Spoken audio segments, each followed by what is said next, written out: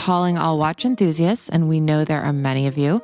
Swiss luxury watchmaker Jaeger-LeCoultre is hosting a richly immersive pop-up at Hudson Yards in New York City from December 6th through December 15th. The pop-up celebrates the 90-year story of its iconic Reverso watch by showcasing its journey through 4 thematic chapters that explore its Art Deco style, design, innovation, and craftsmanship. There will be an exhibition of curated pieces, including the new limited edition Reverso Tribute chronograph, as well as live demonstrations of decorative techniques and artistic installations. The scent artist Nicholas Bonneville has translated the spirit of the house into 3 new signature scents, and at the Reverso Stories pop-up, visitors can discover them while trying their hand at identifying key perfume ingredients. And don't miss ending your tour with a coffee at the 1931 Cafe, named for the year Reverso was created. Guided tours are available so visitors can either register on arrival or book online. For more information, visit jaeger-lecoutre.com.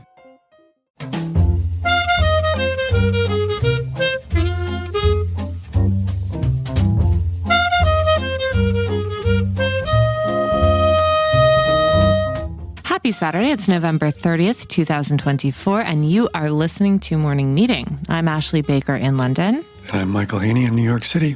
And happy Thanksgiving to all who celebrate. Michael, tell us about it. How was it? New York City, Thanksgiving, autumn in New York, there's nothing better. The city empties out, get to sort of enjoy the quiet of it before the madness descends, so it could not have been better. How about you? Did you get to do something like that in London? Are the Brits embracing it yet? Honestly, they're not keen on it, Michael. I'm offended. They didn't even give my kids the day off school. What do you do? So we celebrated on Friday night when Charlie, my older kid, was home from boarding school, and that was great.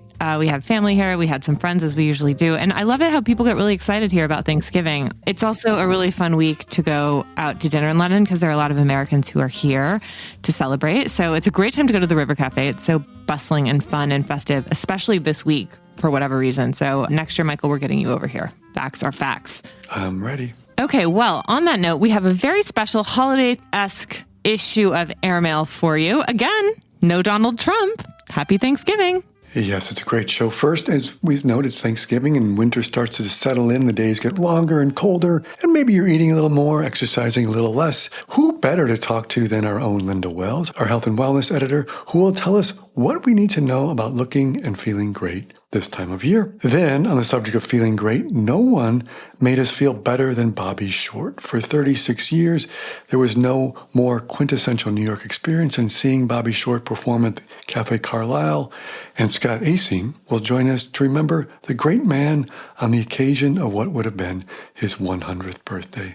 And finally, if you live in Manhattan, you're surely aware of one of Greenwich Village's most beloved restaurants, N Japanese Brasserie. For more than 20 years, it served amazing food and attracted a who's who of New York's art scene. Now, however, it is closing, and not by choice. As Elena Clavarino will tell us, the landlord did not offer N a chance to renew its lease and instead made a deal with the chef Daniel Hume of 11 Madison Park fame for his new vegan restaurant. It's a sad story, one that's all too familiar in New York City, and Elena has all the details. So Ashley, where would you like to begin today? Well, let's start with our senior editor, Elena Clavarino. She has a great take on one of the favorite restaurants of the West Village in its final days. Welcome, Elena.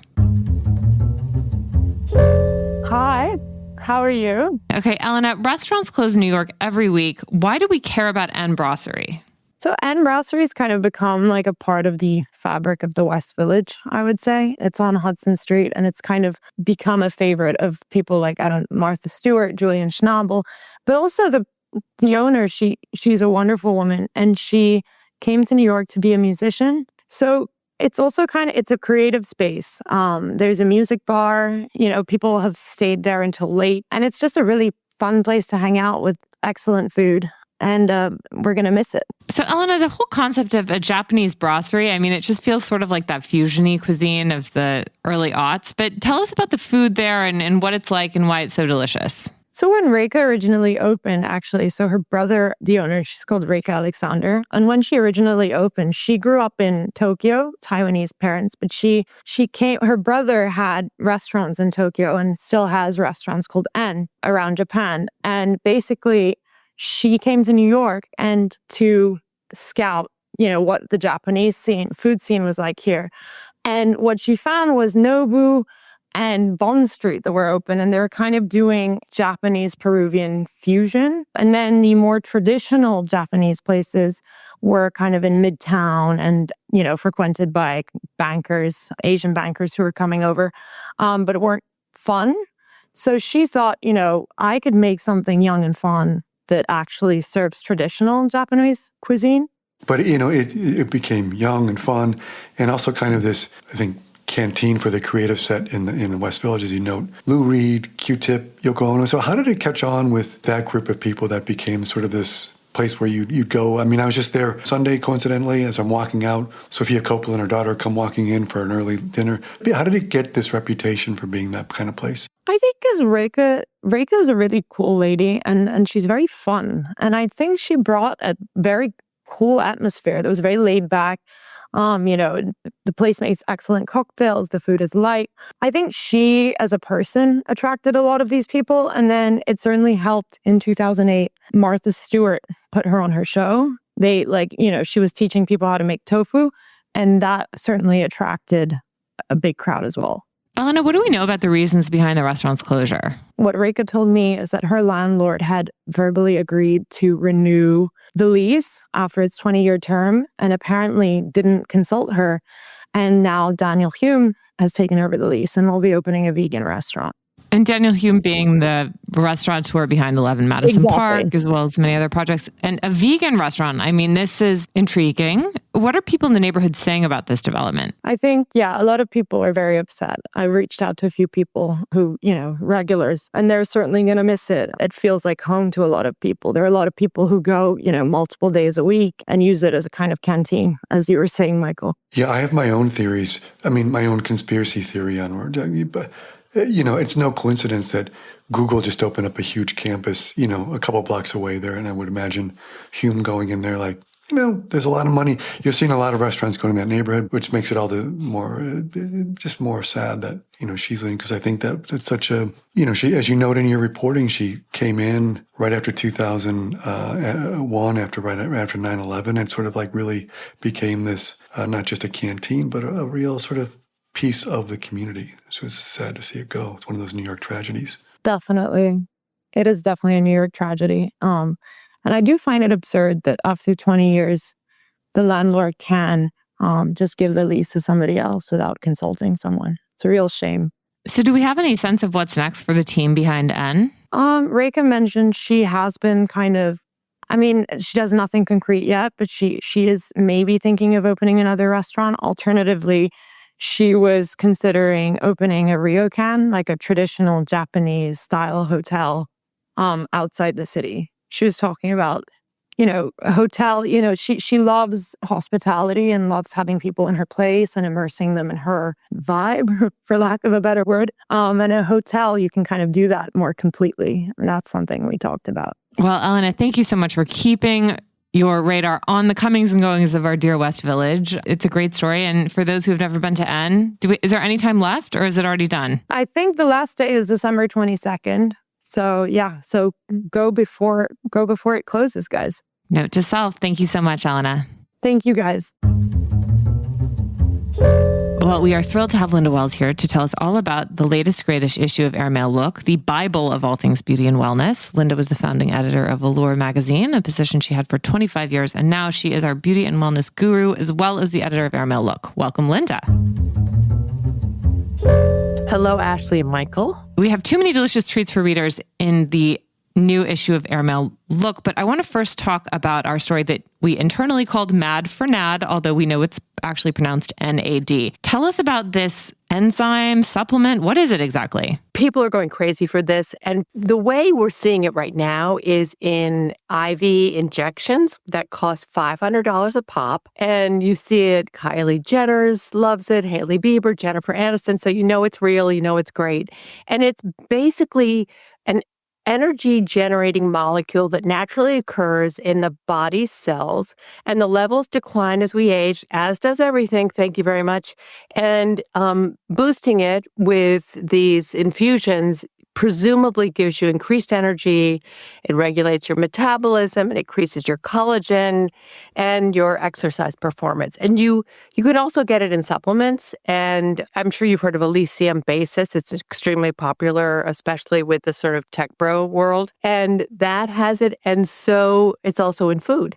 But the injections are sort of the hot new thing. So that is, we explore that to see what it can do. And there is no proof that it can do any of the things it claims to do. But that's kind of typical. You have to have these studies, and not a lot of these supplement companies do studies. I saw Dr. Mark Hyman. You know who he is. He's like that functional medicine doctor who's very trendy right now. And I was asking him about it, and he said that when you get right down to it, flossing your teeth is probably more beneficial to your health than NAD infusions. But, that's a rare moment of skepticism from him. Okay, so it's safe to say if we drank too much Pinot Noir as we were celebrating the Thanksgiving holidays this week, this is probably not going to turn back the clock on that. Correct, but it is in poultry naturally. So maybe you should have a little extra turkey and you'll be good. Okay, so while we're on the topic of supplements, we have seen this trend of actresses in particular that have created products that are aimed at alleviating the symptoms of menopause. This is renegade for a lot of reasons, but what's going on? Yeah, this is a really big trend. And, it's funny because actors used to lie about their age, and now they're making a business out of menopause, which is something they would never have spoken that word before because it would have marked the end of their careers. But 3 actors in particular, Naomi Watts, Drew Barrymore, and Judy Greer, and Halle Berry, that's 4. They are all involved in companies that have supplements that claim to help reduce the symptoms of menopause. And that might be hot flashes or fatigue, weight gain, sleep problems, and stress. But on the positive side, they're kind of destigmatizing menopause and kind of making it come out of the open, and that's a rarity. On the negative side, there's nothing that supplements can do for most of these symptoms, and certainly nothing that's been proven. So at the very worst, you're buying something that doesn't do what you wish it would do, but that's not really very unusual for the supplement world or the beauty world or the wellness world. I'm kind of hearing an 0 for 2 trend so far. I know it. And I feel like I'm kind of ruining the party. It's like Debbie Downer here, but Welcome, Linda. I know. But I mean, that said, I take these supplements because what's the downside? You're spending a little money, but maybe people will find out that this stuff really is good. And I'd rather have a little extra going on than miss out on the party. I didn't buy Bitcoin, so, Exactly. And Linda, it's like 1/200th the price of a new pair of boots from the row. So, I mean, it's not exactly breaking the bank. Right. And it's not, if you get basis rather than an NAD infusion, or you get in some of these supplements, it's not going to hurt you and it might help you. So there's a vote for optimism. Right, Michael? I'm the most optimistic person in the world. Exactly. No, I think it's great. I think, and I love what you're saying. I think it's a conversation that's great to see out in the open. I would imagine it's going to pay benefits for people. Yeah, in some way, I think you're right. But I always think that. Linda, I know we've been a bit of a downer already, but should we talk about one of our favorite stories in the issue, which is by Hannah Betts, and it's about her father's relationship with alcoholism. Is that too much of a downer for today? You tell me. I think it's a downer. It's a beautifully written story. I would say don't read it aloud on Thanksgiving morning to your family. It's about the death of her father from alcoholism, and it's with all the gory and terrible details. And, she tells the story, and she had stopped drinking herself, but she was her dad's drinking buddy.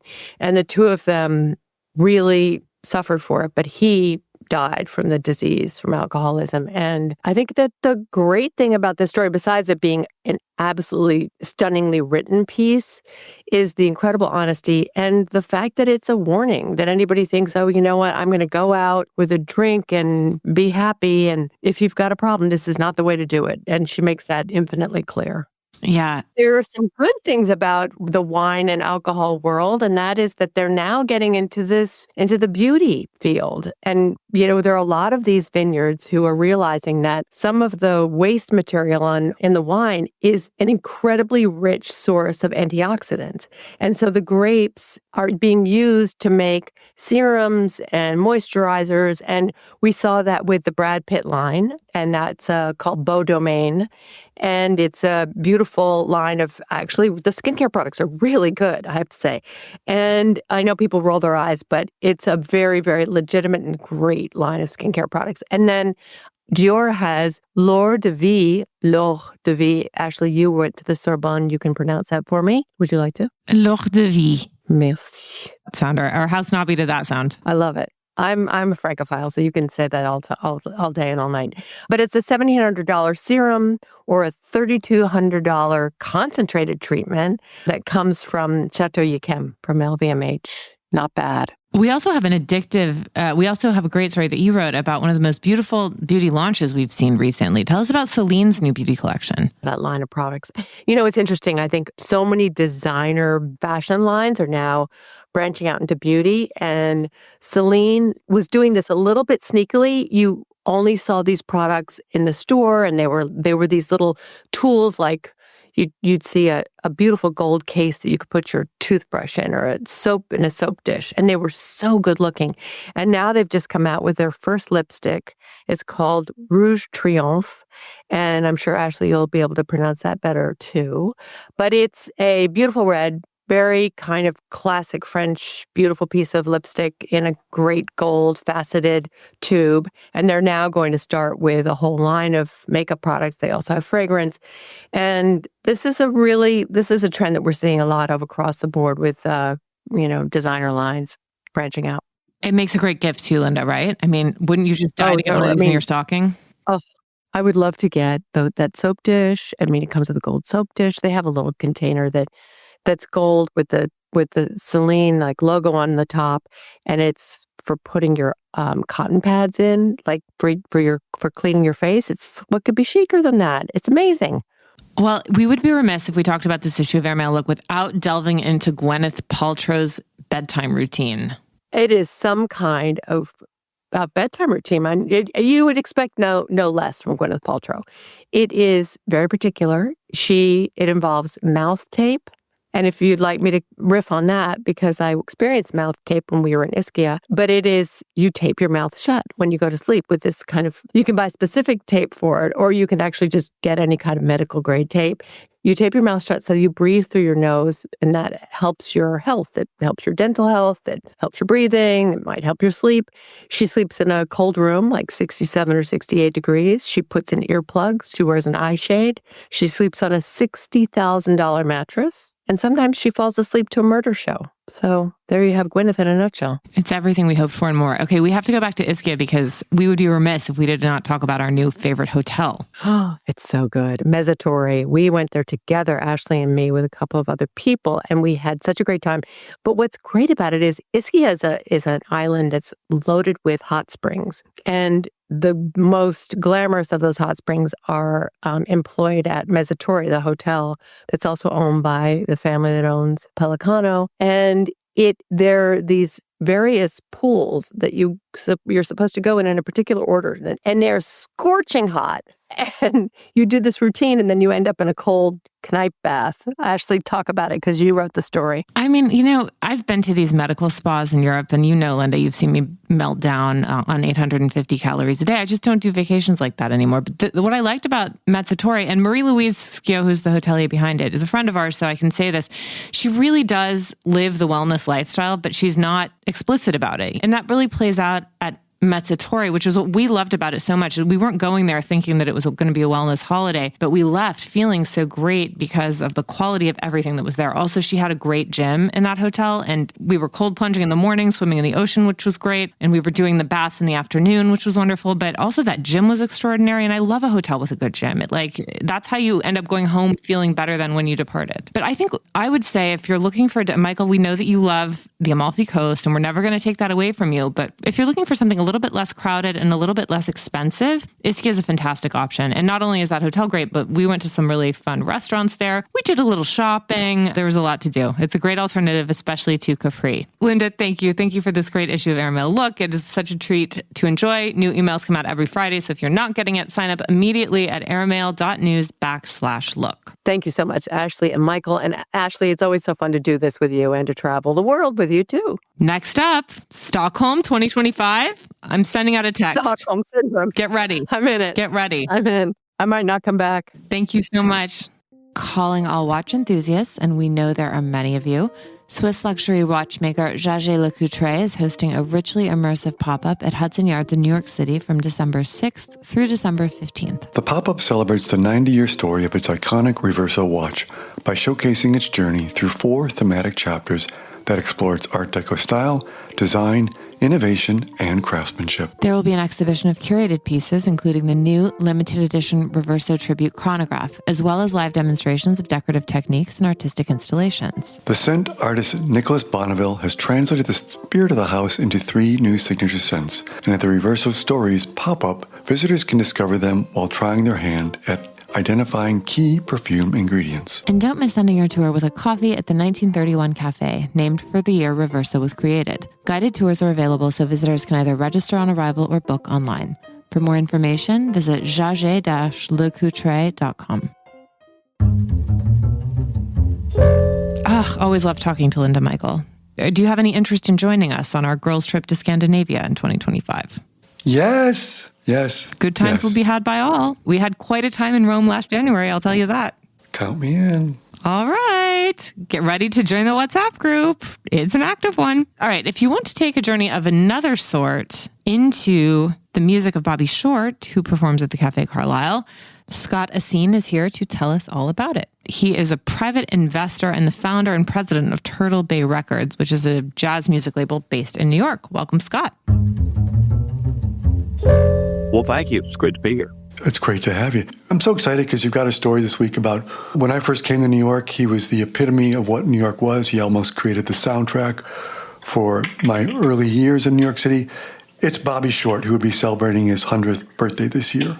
For those who have never had the pleasure of seeing Bobby perform or know, but I'm telling us about who he is and why he is so beloved and why he's almost synonymous with New York City. Well, he was a completely unique guy. There's a long history of singer piano players in little swank rooms in New York, and Bobby falls into that very loose category. But he really took it to an entirely different level. And in my piece, I must say I'm quite proud of this. I think an important insight about Bobby is as opposed to the other people who were doing that kind of work that he was, his background was quite different. He grew up in Danville, Illinois, poor black family in a mostly white town. And he had music in him somehow. He played from the time he was a young kid. He literally never took lessons. I mean, he tried once, it just didn't work out. He just played and sang. And I mean, at the age of about 9, he found his way into a fancy house in Danville. It was owned by a rich white guy. He was a grain merchant. And he found his way to the piano. He started playing. And the family heard him. They were just trashed. And they started taking him around to parties given by fancy friends there and so forth. And he became a bit of a sort of a mini star locally. Indeed not. And at about the same time, a couple of agents from Chicago happened on him. And it was a little bit later than that, actually, when he was 11. And his mother allowed him to go off with these agents. From the age of 11 to 13, he was in vaudeville. That was its own special world. And it resonates with me because I come from sort of a vaudeville planet. My mom was in vaudeville. My dad was in and out of it. And so I grew up with all the stories at that time, at that form. And it was a unique, crazy world. And that's really where Bobby cut his teeth at this very young age, as I said, from 11 to 13. And it was a highly competitive, sort of vicious world. And you simply had to be on all the time. If you were to succeed, you had to be big. He was physically very little, but he learned how to command a room. And he also was exposed to some of the great jazz players today. And he's got great stories about people like Fletcher Henderson, who'd be on a bill with her in a vaudeville show and so forth. And he learned from these people. Now, fast forward many years later, here he is in New York. And so his background, the vaudeville years, the jazz exposure, gave him it. He was formed completely different from the other people who were kind of his competitors in that world. So he was unique in that way. And it was reflected in how he was received. And he found his way to the Cafe Carlyle, which is this sort of magical room. And it was a great marriage of a great room and this great player. And he became the resident there. He went in, 1968, and was there 36 years. And as you said, he became absolutely iconic. He just, people would come to New York, and he was one of the great tourist stops in the city. He became a legendary guy, head and shoulders above some of the other wonderful players around. There were other wonderful people that were singing the Great American Songbook and that kind of material. Another important thing to say is that while Bobby certainly did perform the Great American Songbook, he also his jazz history. He played lots of blues, lots of sort of low-down Harlem-related stuff, and he was great at it, just great. So he mixed it up in a way that a lot of the other performers did. He simply stood out. He was remarkable. Yeah, I think, as detail, the context of, he was a guy who truly knew that sort of, he had that vaudeville. You talk about how he knew how to cock his head at just the right angle to get the gleam in his eye. And, and I think it's also important to remember, like, he sort of came to New York City when the city was in the depths of the 70s, and it was dark and depressing and scary and dangerous. And yet here comes this guy who, he was probably almost the second coming of Cole Porter in terms of sophistication and joy. It's such a moment that he steps into, right? Well, that's true. I mean, he kind of came alive in the mid-70s. He came to New York. Well, he worked in New York off and on for years. He was born in 1924, and he was hired into Carlisle in 1968. So he was 44 years old, I guess. So he'd had lots of years to bang around the world and develop himself. And so he wasn't a kid, but he got hired at the Carlisle, and it turned out to be this wonderful marriage. And so he was there from 68, but it was really, and he built a following, but it was really in the mid-70s when, as you say, the New York was just crumbling. It really was. And yet there was this weird thing happening on the Upper East Side. I write about him and the Cafe Carlisle and the Lanes. And they were kind of weird cafe society beacons. And God damn, it was high life and fun like New York hadn't seen in a long time.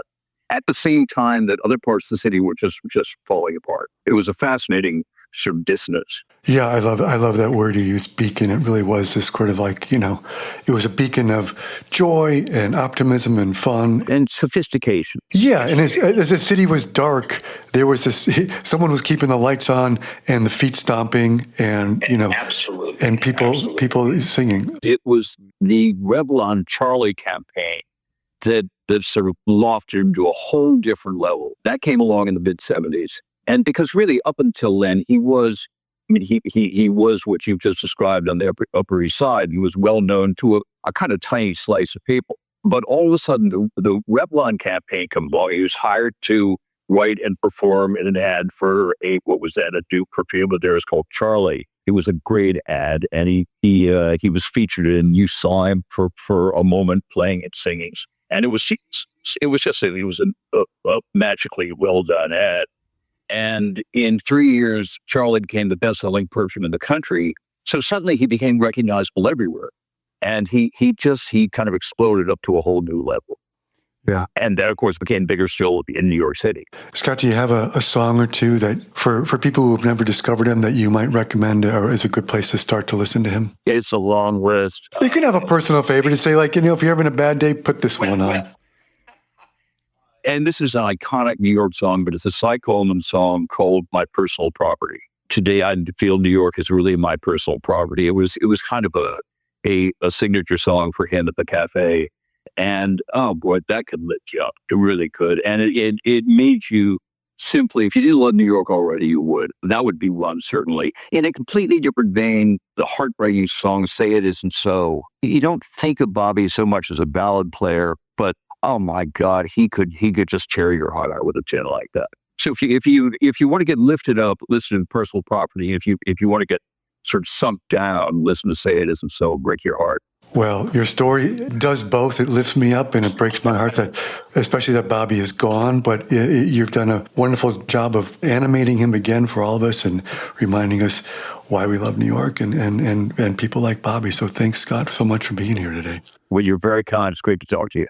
There's only one place to discover a global snapshot of the current cultural scene. AML's Arts Intel Report. Our international research tool for what to do and where and when to do it is user-friendly, continuously updated, and meticulously curated. Arts Intel is handy at home, on the road, and when you're planning your next trip. It also includes indispensable lists of restaurants and hotels in key cities around the world, recommended by our well-traveled experts. Explore Arts Intel at airmail.news/arts-intel, and be sure to sign up for our Week in Culture newsletter, which is published every Wednesday afternoon at airmail.news/WIC. I'm Chris Garrett, an Airmail Deputy Editor, and I never leave home without it. Bon voyage.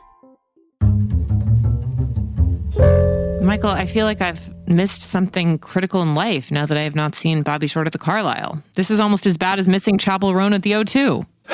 Yeah, well, I'm sorry you never got to see him play at the Carlisle. It's an epitome of a New York experience, but there'll be other, just maybe I'm sure you're making up for it over there in London with many other things you're digging into. I will do my best. On that note, it is the Thanksgiving weekend. We've got lots of time to kill when we are not mainlining turkey. Michael, I know you can recommend something for us. I do. It's a show called Say Nothing. It's just come out on Disney Plus. I'm only one episode into it, so still discovering. But I'm watching it because it was based on a book I thought was terrific by a writer named Patrick Radden Keefe. Came out about 6 or 8 years ago under the same name, and it documented the Troubles in Northern Ireland and basically that sort of war from December or so of 72 up into the peace agreements in 96. It was a massive book, but this show ambition is to condense it into about a 9-part series.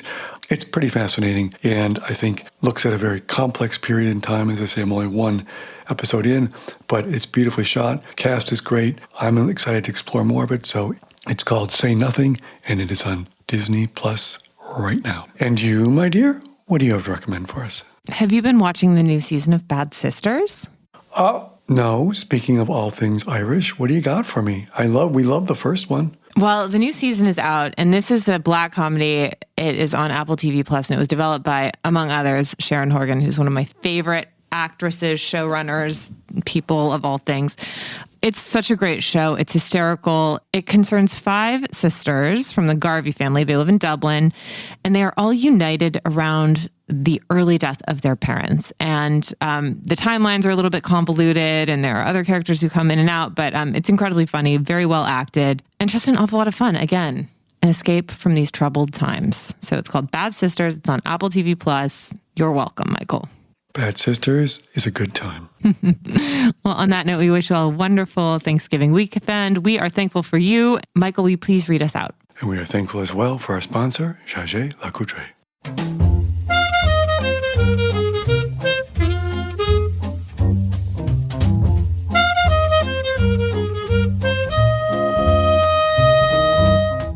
Morning Meeting is produced by Airplay Productions and edited by Jesse Cannon. Our coders are Graydon Carter and Alexander Stanley.